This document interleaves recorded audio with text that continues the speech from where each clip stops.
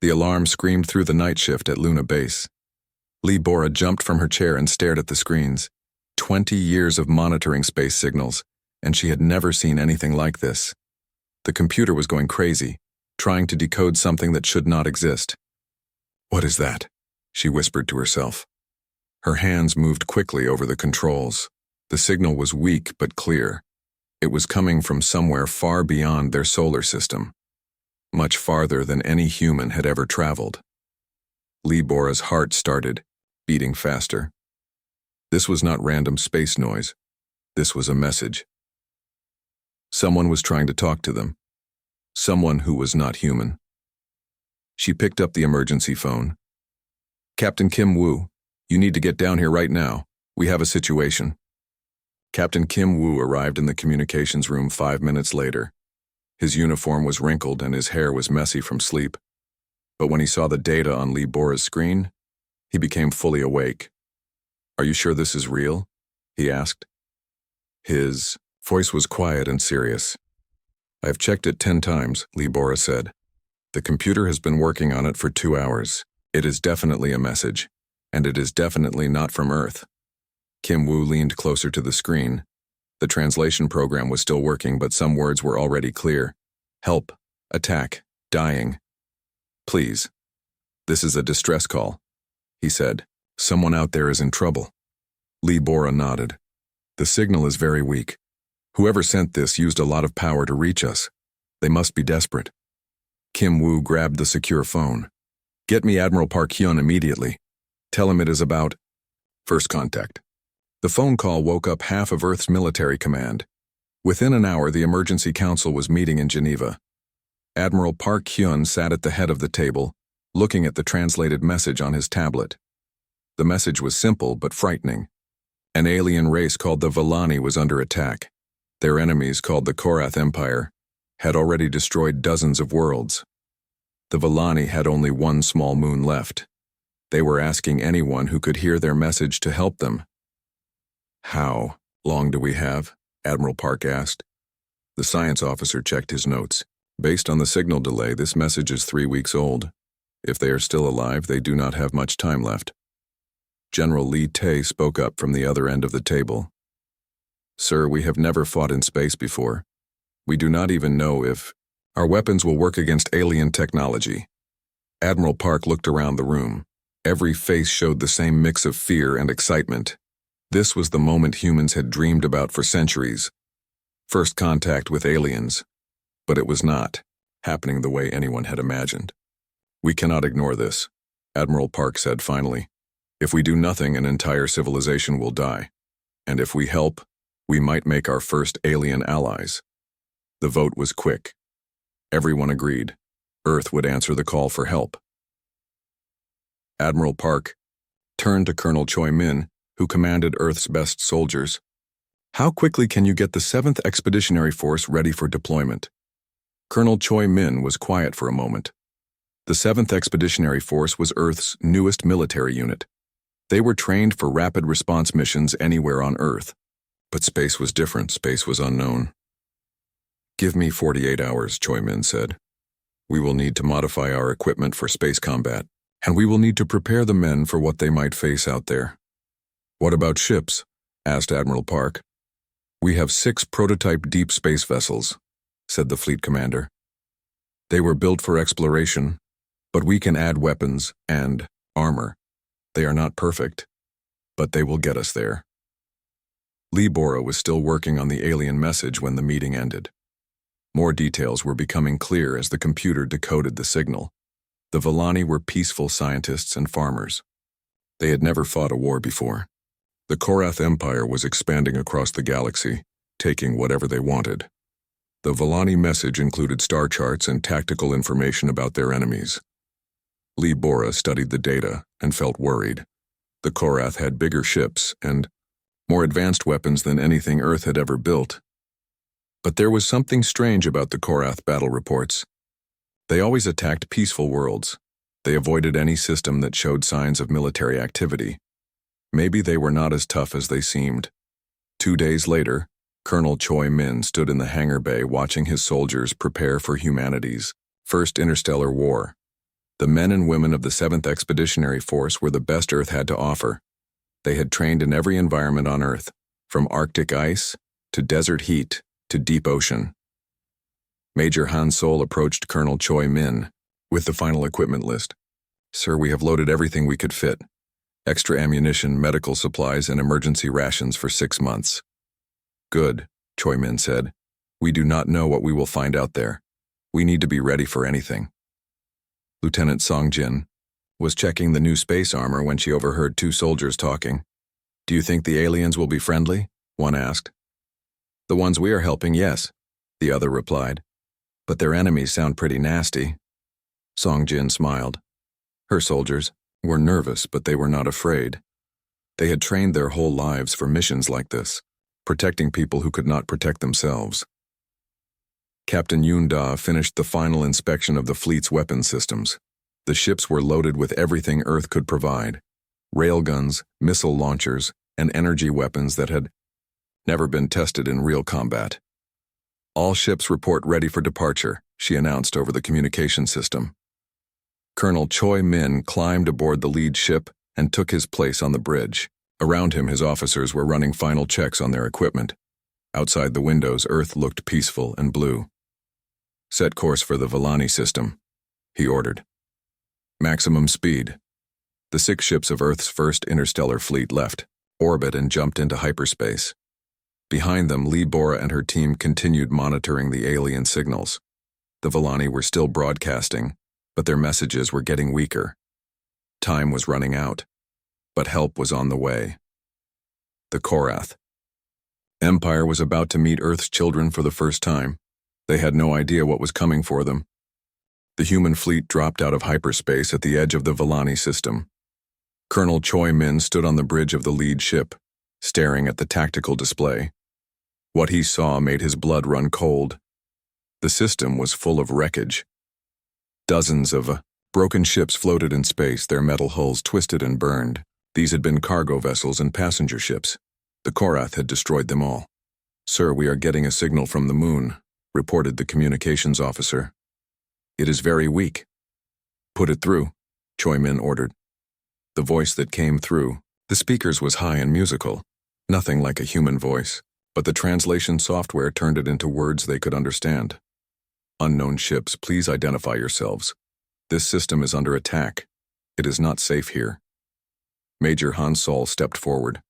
As the diplomatic officer, first contact was his responsibility. He had practiced this moment many times, but it still felt unreal. "This is Major Han Sol of the Earth Defense Force," he said slowly. "We received your distress signal. We are here to help." There was a long silence. Then the alien voice came back, filled with surprise. "Earth? We do not know this world. You came from outside our galaxy?" "We came because you asked for help," Han Sol replied. "May we approach your moon? We want to meet with your leaders." Another pause. Then the voice gave them permission to land. The human shuttles touched down on the surface of Serenity Prime 30 minutes later. The moon had a thin atmosphere and low gravity. The humans wore their new space armor, which made them look like metal giants. Commander Zileth was waiting for them at the landing pad. The first thing Major Han Sol noticed was how small the alien was. Zileth stood only as tall as Han Sol's chest. The alien had 4 arms, large black eyes, and skin that changed color when nervous. "Welcome to our world," Zileth said through a translation device. "I am Commander Zileth of the Villani Defense Council. Though I must admit we do not have much of a defense." Han Sol removed his helmet and smiled. "I am Major Han Sol. These are my officers. We are here to help you fight the Korath." Zileth's skin turned bright yellow, which the translator said meant surprise. "You look like predators," Zileth said carefully. "Your eyes face forward. Your teeth are sharp. Are you a warrior species?" "We can be," Han Sol said. "When we need to be." Lieutenant Song Jin was setting up the human equipment when a group of Villani soldiers approached. They looked curious but scared. Song Jin opened a case and pulled out a standard human rifle. "This is our basic infantry weapon," she explained to the translator. "It fires metal projectiles at very high speed. The Villani soldiers backed away. Their own weapons looked like toys compared to the human rifle. They shot energy beams that were designed to stun, not kill. "Do all your weapons kill?" asked one of the Villani. "Most of them," Song Jin replied honestly. "We come from a dangerous world. We learn to fight to survive." Captain Yoon Da was in the Villani command center, looking at their tactical maps. What she saw worried her. The Villani had placed all their defenses around the moon itself. They were planning to hide and hope the Korath would go away. "This will not work," she told Commander Zelith. "If you only defend, you will eventually lose. You need to attack their ships before they reach you." Zelith's skin turned purple, which meant confusion. Attack? But that would mean going out into space. That would mean hunting them. "Yes," Yunda said. "That is exactly what it means." "But we are not hunters," Zelith protested. "We are scientists and farmers. We build things. We do not destroy them." Yunda looked around the command center. Every Villani officer was staring at her with those big black eyes. They were all afraid, but not just of the Korath. They were afraid of her too. "Sometimes you have to destroy things to protect what you love," she said gently. "We understand this is hard for you, but if you want to survive, you need to let us help you fight." Meanwhile, Colonel Choi Min was studying the intelligence reports about the Korath Empire.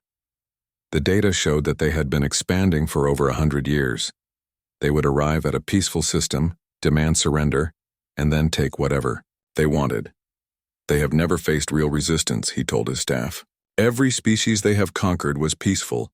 They do not know how to fight a real war." "What do we know about their military?" asked Major Han Sol. "Their ships are big and heavily armed," replied the intelligence officer. "But they rely on fear more than skill.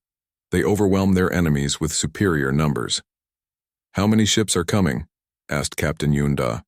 "According to Villani reports, at least 50 vessels, maybe more." The humans looked at each other.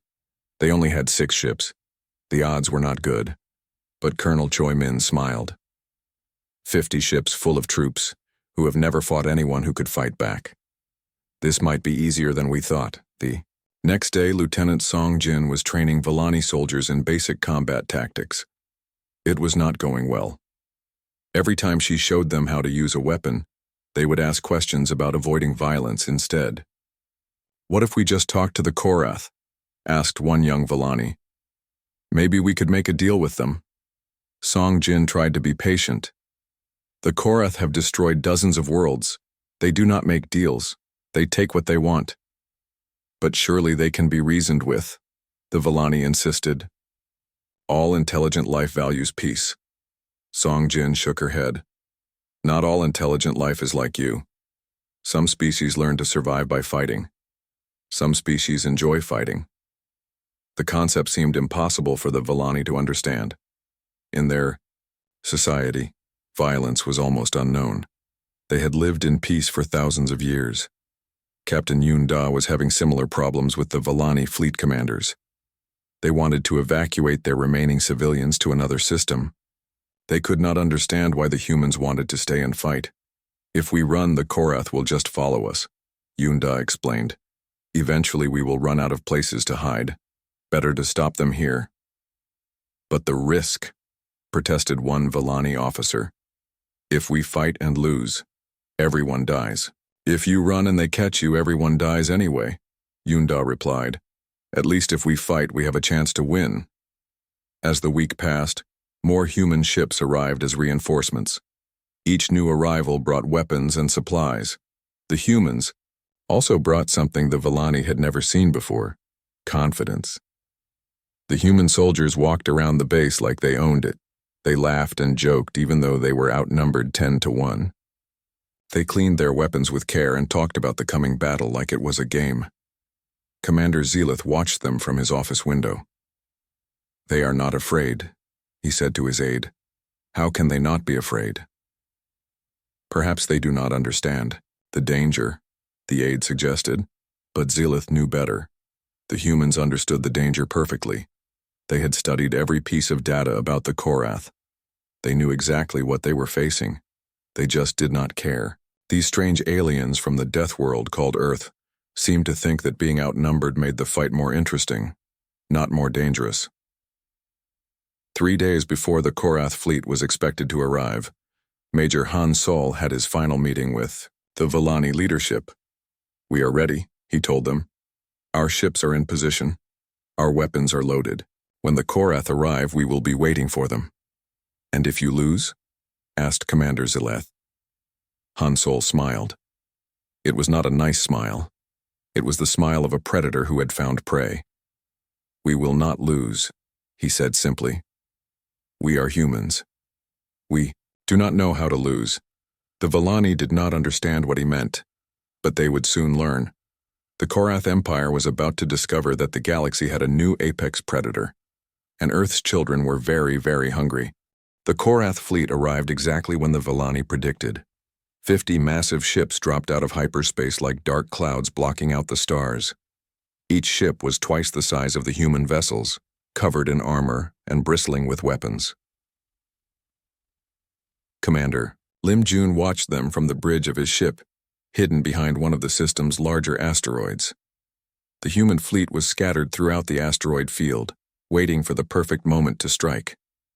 "Look at them," whispered his weapons officer. "They are not even trying to hide. They think they have already won." Lim Jun studied the enemy formation. The Korath ships were moving slowly toward the moon in a tight group. It was a formation designed to look impressive and terrifying. It was not designed for actual combat. "Arrogant," he said quietly. "They have been bullying peaceful farmers. For so long they have forgotten how to fight real warriors." The Korath fleet commander was broadcasting on all frequencies. His voice was deep and harsh like grinding metal.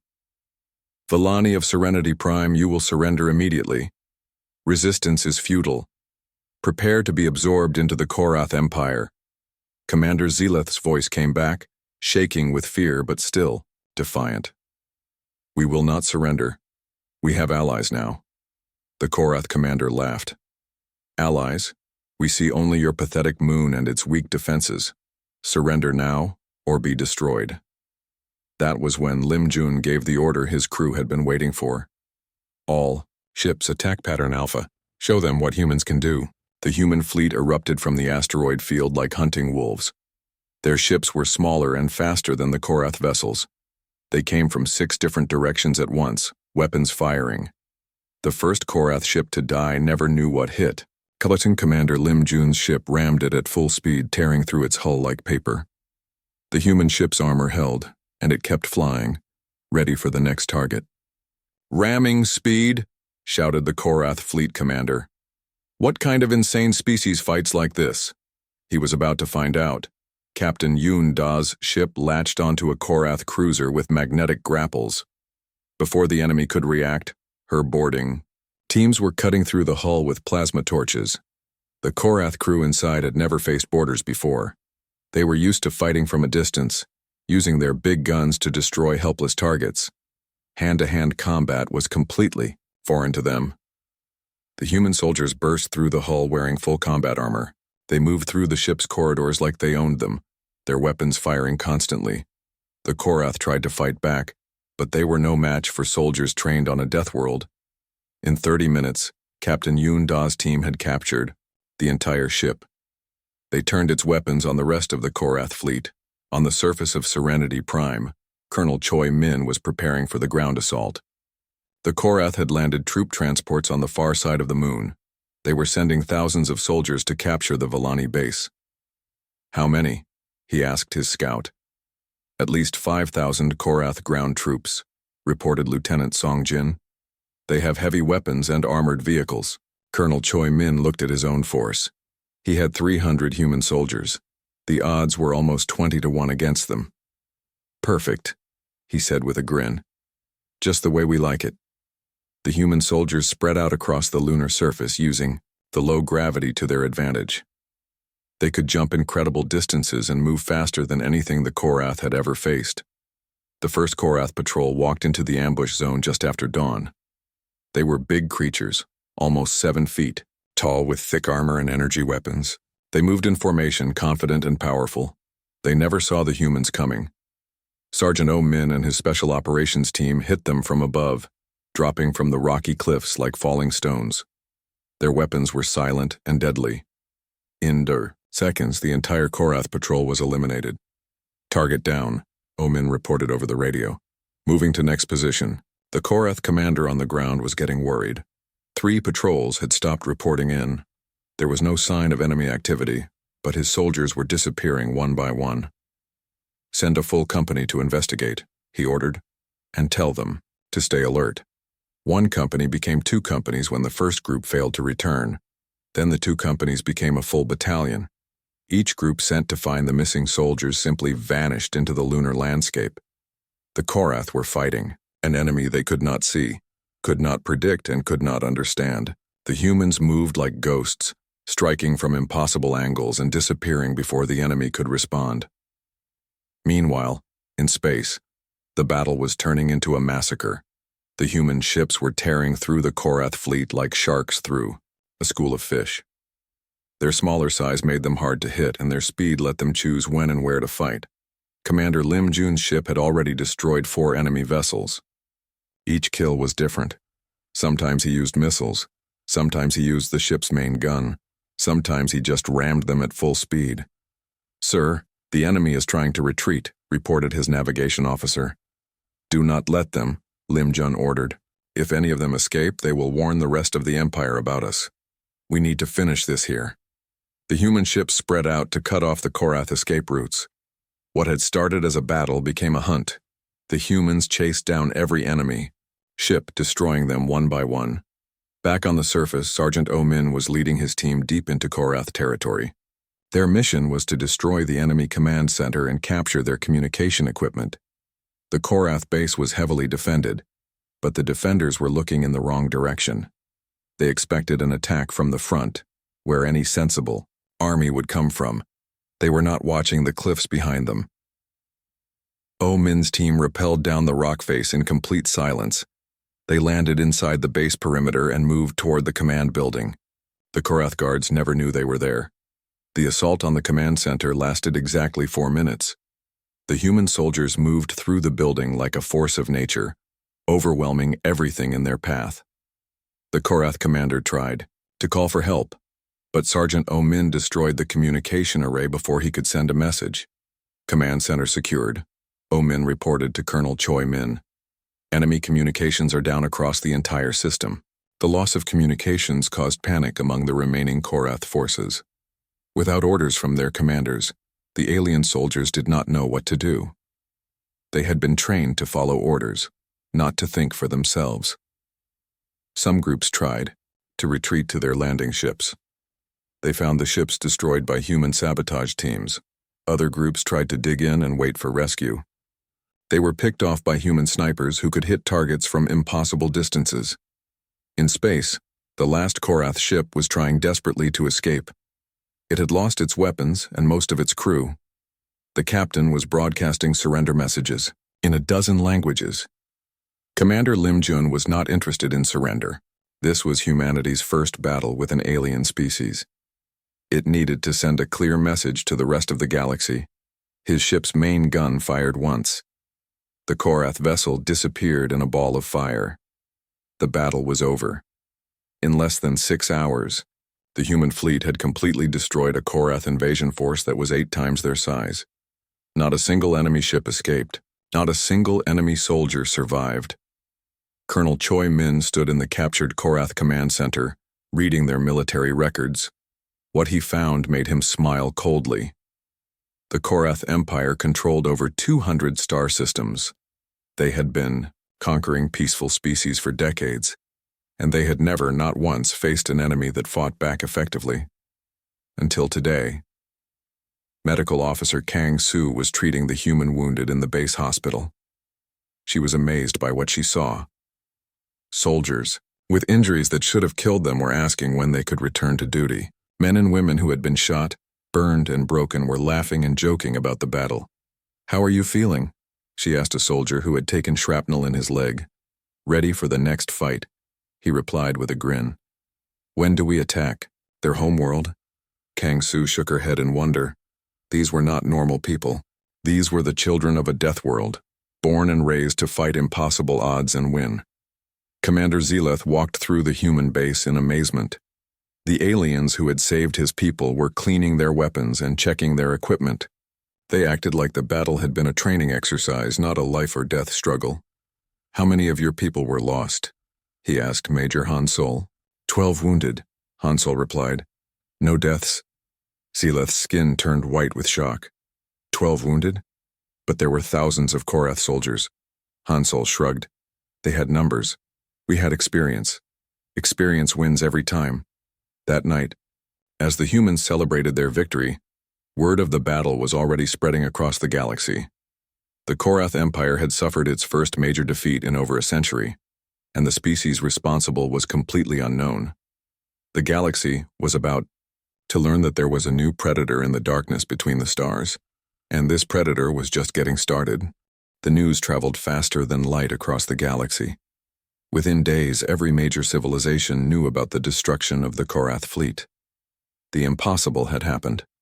Someone had finally defeated one of the galaxy's great predator empires. Admiral Jang Ho stood in the communication center on Earth, watching the flood of incoming messages.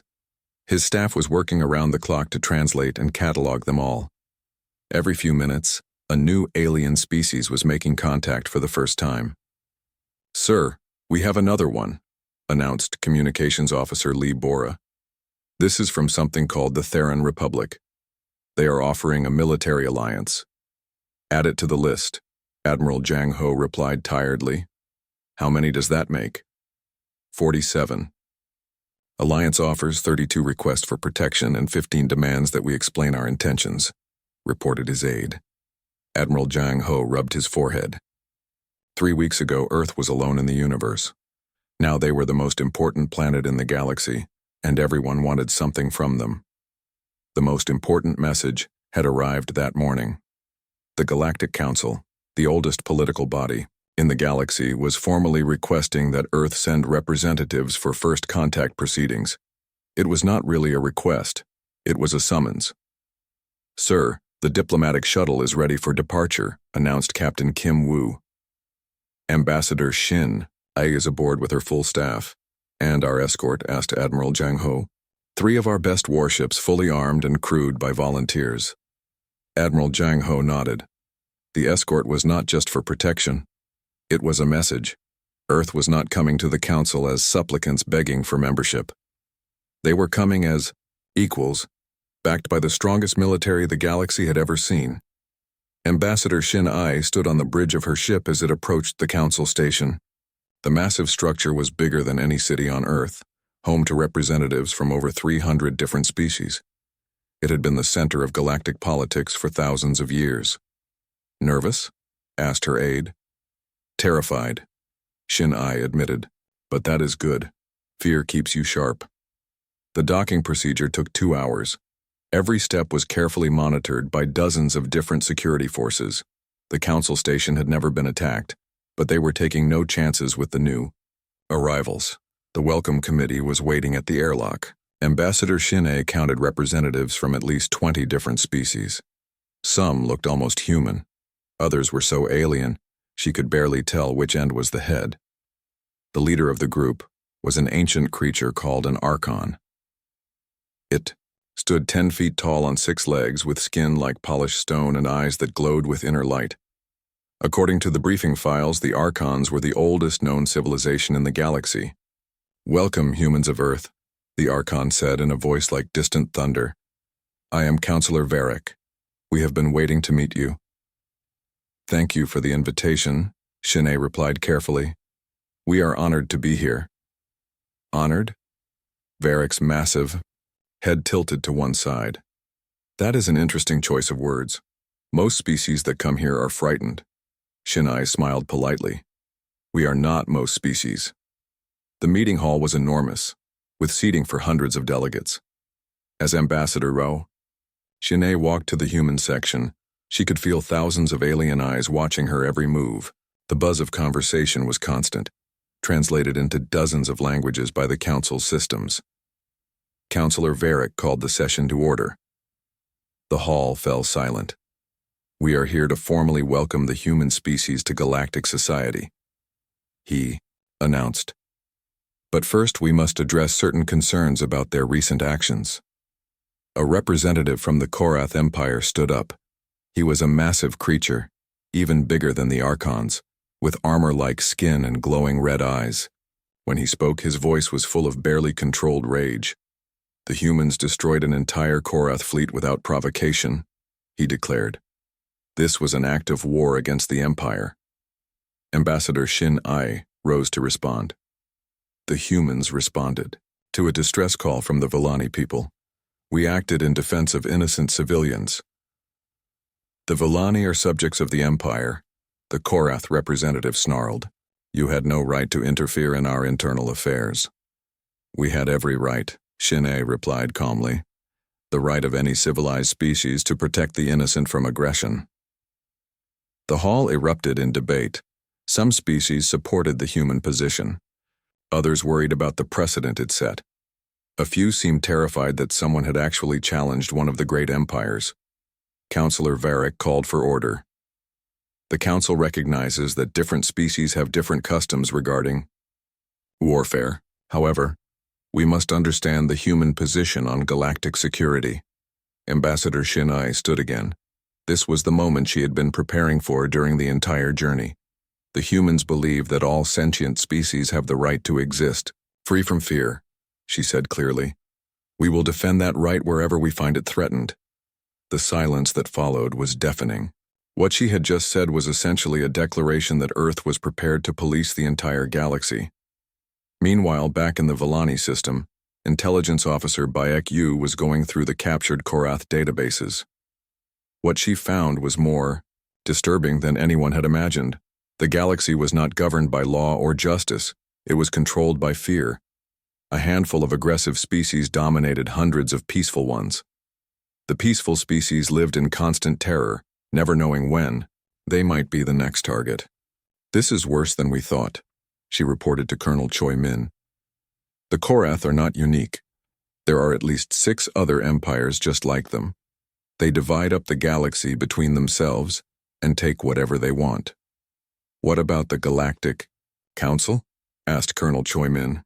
Powerless, Baek Yu replied. They can debate and discuss, but they have no way to enforce their decisions. The predator species ignore them completely. Colonel Choi Min studied the star charts on his screen. Hundreds of civilizations lived in fear while a few aggressive empires grew fat on conquest. It was a system that offended everything humans believed in. Not anymore, he said quietly. Things are going to change. At the same time, Commander Go Yun was establishing humanity's first permanent off-world base. The Villani had offered them the entire moon of Serenity Prime as a gift. Within weeks, it was being transformed into a major military installation. Human. Ships arrived daily, bringing supplies and reinforcements. The base was designed to support a full fleet and enough troops to defend the entire sector. But everyone knew its real purpose was not defense. It was a statement. Humanity was here to stay. The construction crews worked around the clock, using a mixture of human and Villani technology. The human engineers were amazed by alien material science. The Villani were impressed by human military architecture. Your people build things to last, observed the Villani chief engineer. We build things to fight, replied the human construction chief. If you build something right, it will last forever. Back at the council station, the debate over human intentions was reaching a climax. Several of the predator species had banded together to demand restrictions on human military activities. The humans are too aggressive, declared a representative from the hegemony. They must be contained before they become a threat to galactic stability. Ambassador Shin Ai stood to respond. But before she could speak, a new voice cut through the argument. The humans are not the threat to galactic stability. Every head in the hall turned to see who had spoken. It was a representative from the Zephyrian Federation, one of the oldest peaceful species in the galaxy. For 300 years, my people have lived in fear, the Zephyrian continued. We have watched our neighbors disappear one by one, absorbed by the great empires. We have begged this council for protection and received only sympathy. The hall was completely silent now. The humans have been in the galaxy for less than a month, and they have already done more to protect the innocent than this council has done in centuries. Other peaceful species began to stand and voice their support. One by one, they told stories of worlds conquered, populations enslaved, and pleas for help ignored. The pattern was always the same. The strong took what they wanted, and the weak suffered in silence. Councillor Varric listened to it all with growing concern. The Galactic Council had maintained peace by accepting the status quo. They had tolerated the predator empires in exchange for limited stability, but the humans were challenging that entire system. "What do you propose?" he asked Ambassador Shin Ai finally. "Partnership," she replied.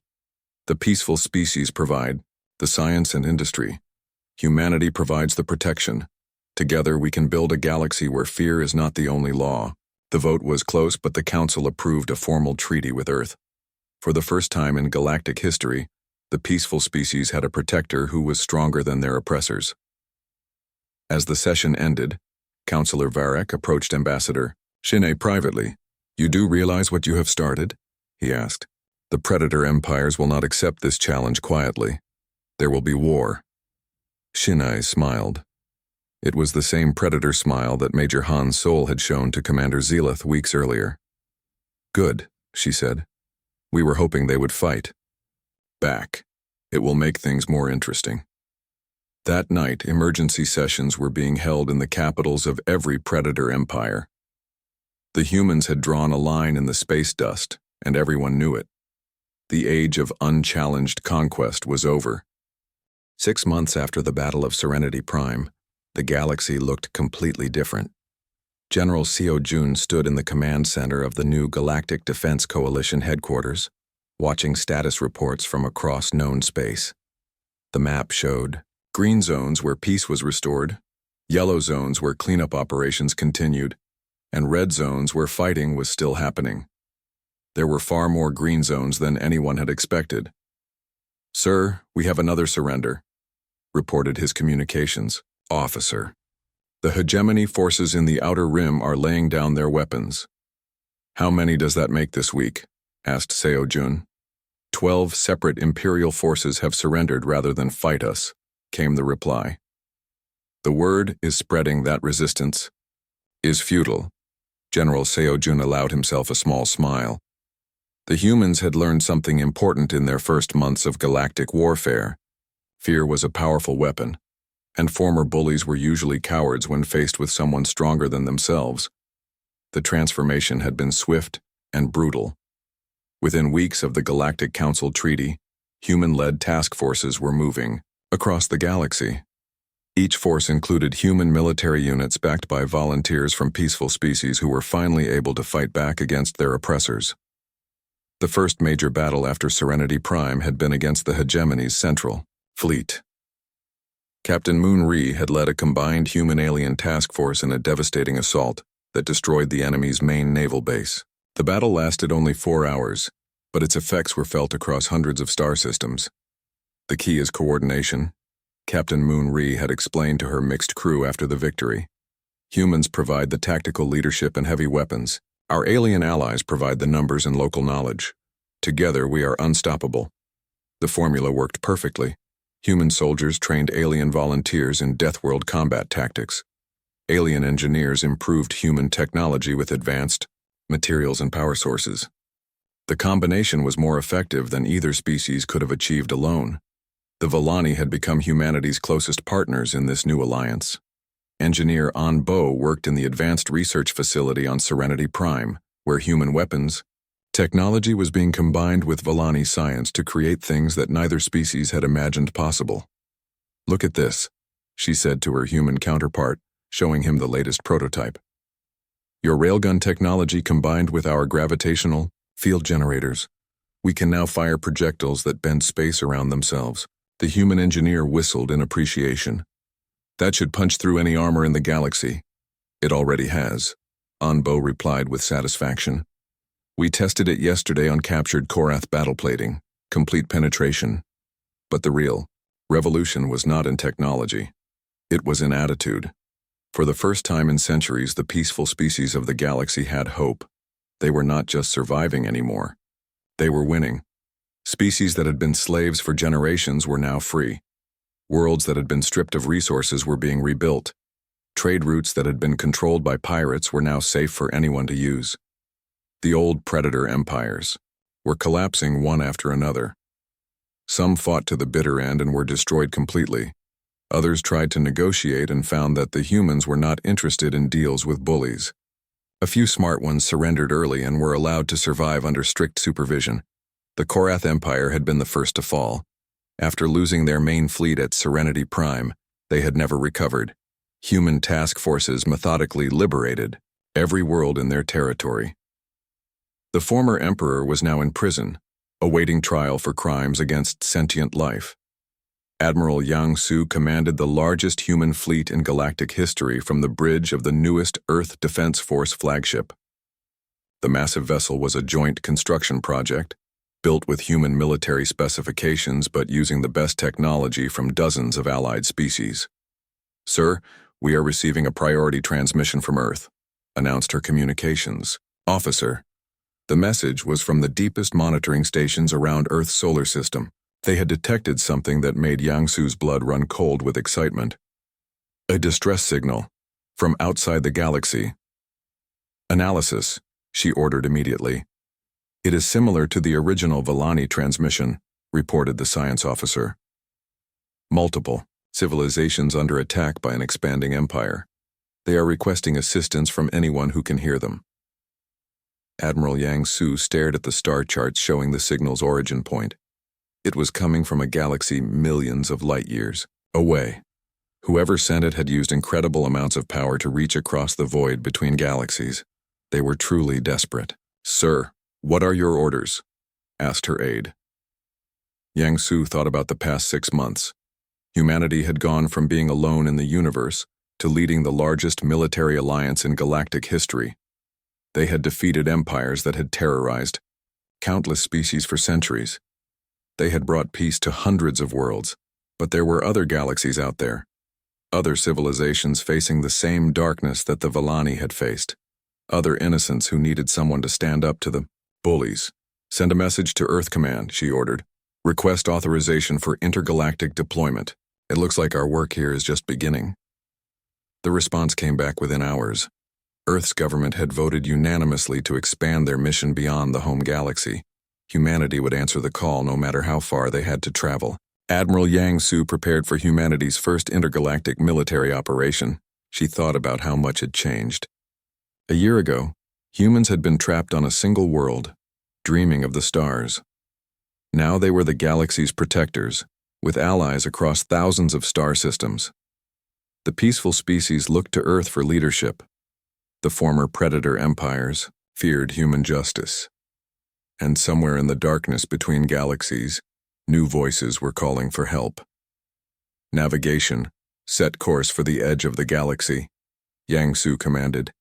"We have people to save." Behind her, the crew began preparations for the longest journey in human history. They would cross the void between galaxies, face unknown enemies, and fight for species they had never met. But that was what humans did. They answered the call when others needed help. They stood up to bullies no matter how big or scary they were. They fought for what was right, even when the odds were impossible. Earth's children had found their purpose among the stars. They were the galaxy's guardians, the shield that protected the innocent from the darkness. And they were very, very good at their job. The new galactic order was secure. Peace reigned where once there had been only fear. The predator empires were broken, their victims free at last. But in the vast cosmos beyond their galaxy, other voices were crying out for salvation. Other civilizations needed someone to show them that the bullies could be beaten, that the strong could protect the weak instead of exploiting them. Humanity had proven that Deathworlders could be heroes instead of conquerors. Now it was time to share that lesson with the rest of the universe. The ship's engines roared to life, propelling Admiral Yang Su's fleet toward the galactic edge and beyond. Behind them, 1,000 worlds lived in peace under human protection. Ahead of them, Unknown galaxies waited for Earth's fiercest army to arrive and change everything. The message was simple, broadcast on all frequencies as the human fleet disappeared into the cosmic dark. Help is coming. Hold on a little longer. The Deathworlders are on their way. Across the void, desperate civilizations detected the transmission and felt something they had not experienced in generations. Hope. Real, genuine hope that someone stronger than their oppressors was coming to save them. They did not know about Earth or humans or death worlds, but they would learn. The galaxy's new apex predators were expanding their territory, and their territory now included anyone who needed protection from the monsters that lurked between the stars. The age of fear was ending. The age of human protection had begun, and the universe would never be the same.